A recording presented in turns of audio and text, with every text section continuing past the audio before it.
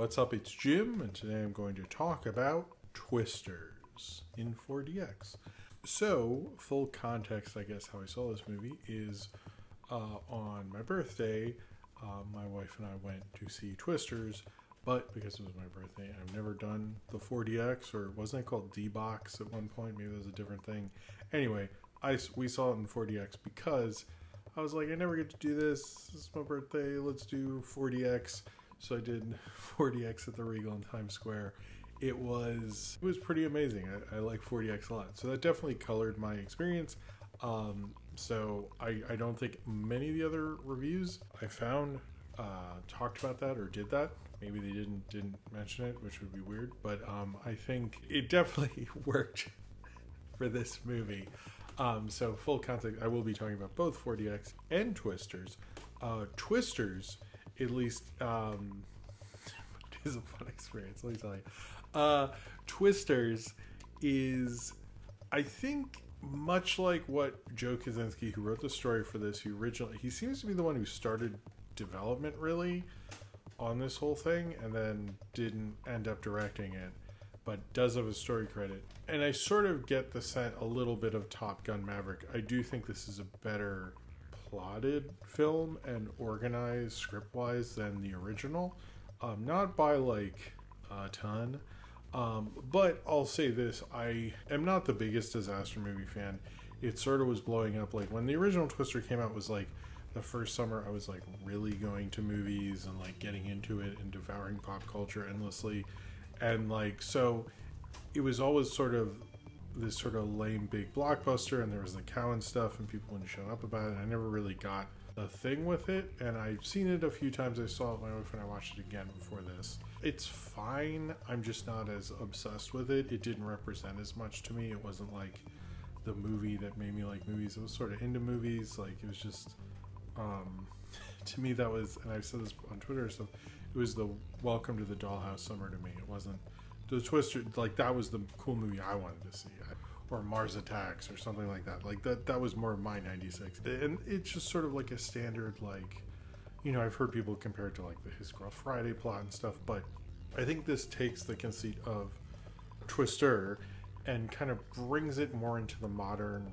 reboot blockbuster age in a more natural way, not in a way that I think feels hokey or cheesy or like this is what Hollywood does now. Kind of like in the smart way of like, okay, well, we're going to have Daisy Edgar-Jones come in and she has trauma, which directly links to what she's doing. I think is similar to how the Helen Hunt character starts in Twister, but hers, it's like, you know, it's her dad, and that's like why she likes Twisters and stuff, and that's why she cares about this. But in Twisters, Daisy Edgar-Jones' character of Kate, I think, you get the idea of like, first off, more directly, like her interest in this, how this interest like consumes her, how she's so into it, but also how that didn't work out and was like this really horrible experience, why she left and why her coming back, and you can tell both her love of it, but also her hesitancy, but also the stakes of these Twisters. And I think that worked a lot more directly. It was a lot smarter of a choice.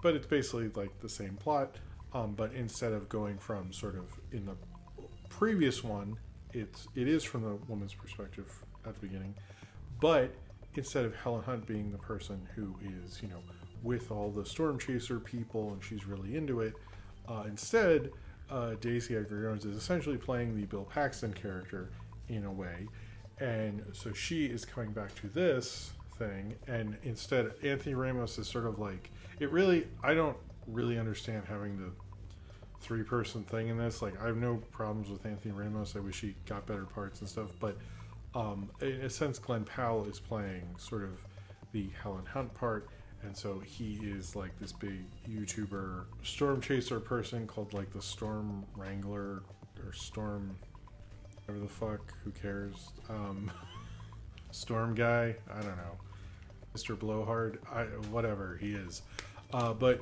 so it's like sort of the reverse, and Anthony Ramos is his friend that sort of is her friend that's sort of connected to the previous thing and brings her in. She slowly learns like Anthony Ramos's motivations and then Glenn Powell's, other motivations and how she wants to do this experimental technology that will stop tornadoes from happening instead of the better warning sign thing. I think it kind of works better. I found it to be a better movie. I think it is not perfect. Like I said, I think the Anthony Ramos part is a little, I don't know. It feels like it's really like when her and Glenn Powell show up together, it's like, okay, this is the thing. And Anthony Ramos is like, hey guys, don't forget about me. I will say the Glenn Powell part, they say like, oh, we just got 1 million subscribers. I'm like, are you telling me that Mr. Stormy, I'm not going to look up his stupid YouTube channel, whatever. Mr. Stormy is half as big as Saber Sparks and has all that equipment and stuff. I'm sorry, that I just don't buy that. Maybe he's bigger on Twitch. Maybe he has a lot of gameplays. I'm missing something here. They just didn't explain that, but it just seems to me that's too low of a sub count for that. It immediately took me out of the movie while my seat was shaking and stuff because I was just like, 1 million? It's got to be more than that with all that infrastructure. I'm just, I know it was based on like other YouTubers and handing out the t-shirts and things like that. Like I could tell what they were doing, but I was like, this has got to be like 10 million. I'm sorry, I'm not buying it for 1 million. Like it's got to be 10. I'm not buying this. I don't know if that bothered anyone else, but definitely I was like, I have a Saber. I don't think so, bud. It's just one line. It doesn't matter. You actually don't see his YouTubes or his views, so maybe he's just like, maybe it's just a very good Patreon following. I don't know. Maybe that's it. But during all this, like my seat is shaking. It's moving back and forth. There's like air. There's a thing in front of the seat where air would shoot out. We had the option next to our seats to turn water on or off. We elected to hit off. However, I felt other people's water, and any time I was like, maybe it'd be fun to get sprayed. I feel someone else's, and that was a lot. Just getting sprayed, like the excess water or I don't know what it is, whatever just can't have some of their. I was like, it's fine. But I saw the fans above. I should have taken more pictures. I'm sorry. I was just so like I wanted to just experience it. But I liked all the there were huge fans on the side, and it was constantly moving around. The only thing that was a little dumb is the chair would move when they're in a car, and I was like, I mean, I get like we paid a lot of money and like you wanted to do stuff, but it's like I don't need to experience like driving. That's not, I don't know about you guys. I mean, I'm in New York, I'm never in a car, but it's like okay. But it was fun. It definitely made those parts, it made it feel like more like a William Castle. I've never done one of those, but from like what I've always heard about like the Tingler and stuff like that, it felt like that.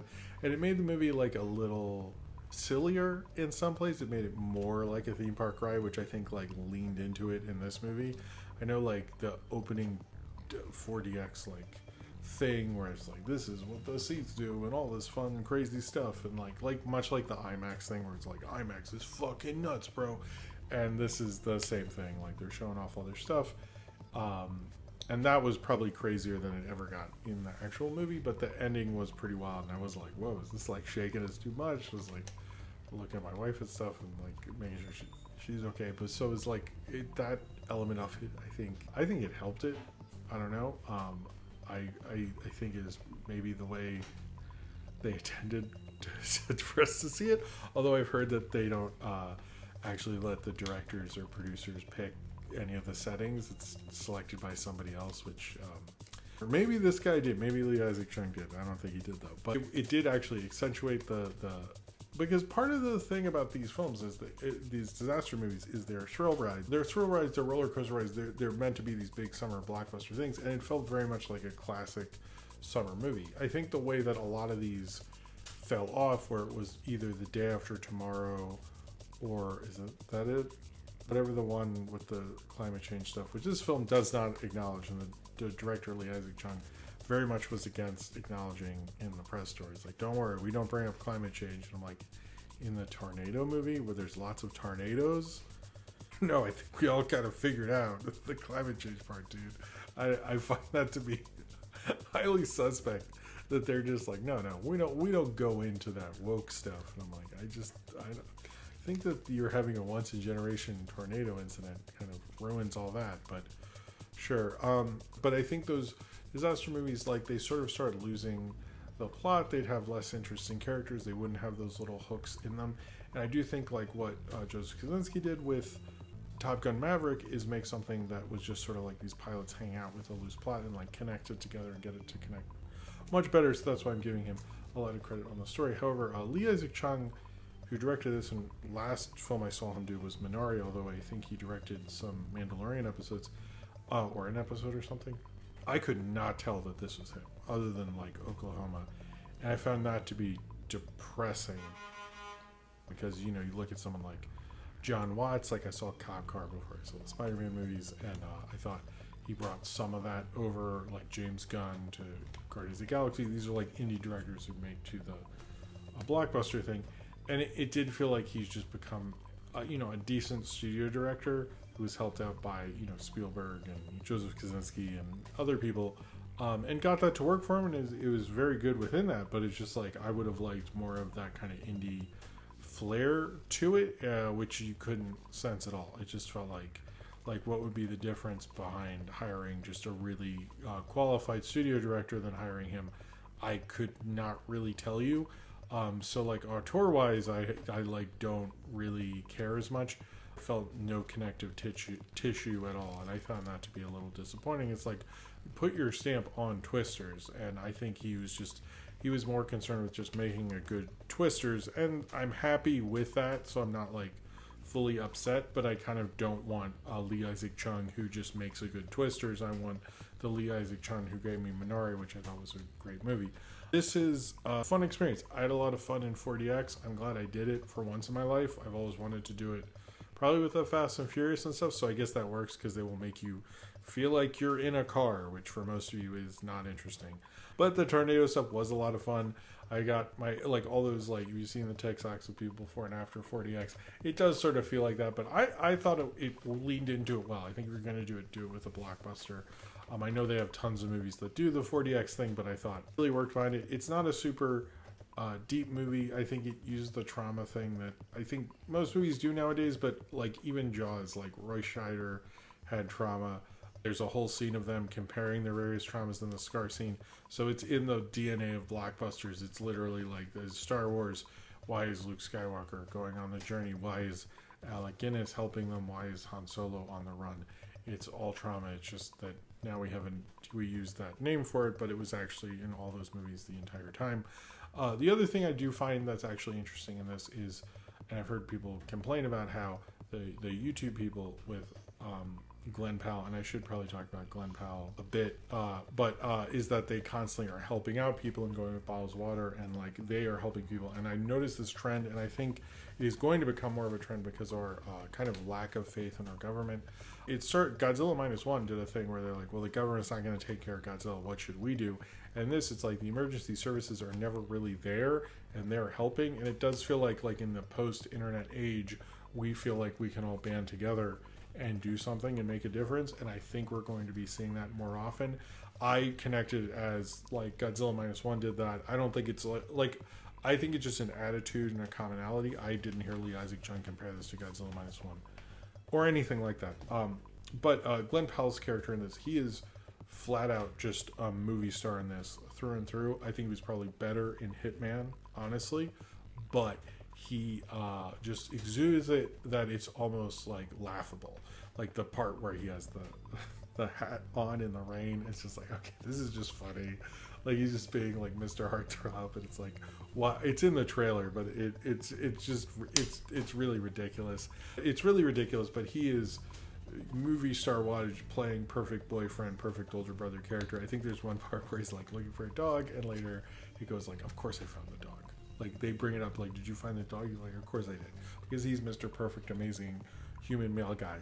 Like he is personified like the perfect alpha male ever or whatever. And it's like I haven't seen a better make-believe older brother than like was it Poe Dameron in Force Awakens? We're like, wow, Poe could do nothing wrong. He's amazing. And yeah, he's the same in the, he's just really good at it though. I was like, man, he is like a movie star. Where like when he's gone, I'm like, when's Poochie coming back? And that's the same thing with him. It's like you want to see him back again. It has no connection to the original. Supposedly, They wanted to get Helen Hunt back, and they're considering the main lead would be the daughter of Helen Hunt, Bill Paxton's character. Obviously, Bill Paxton's passed on. But Helen Hunt apparently at one point presented a script that she wanted to direct, which was by the guys who made Blind Spotting, David Diggs and his creative partner. And it was going to be an all-black cast and stuff. I don't know. I'm very actually a little curious about this Helen Hunt Blind Spotting script of this movie. But I don't. Apparently, none of that made it into the movie. This, and I like the supporting cast, which I know was a bigger deal for people in the original. I do think like people are being a little too hard on that supporting cast, because when Twister came out, none of that supporting cast meant anything, and you would have had the same reaction.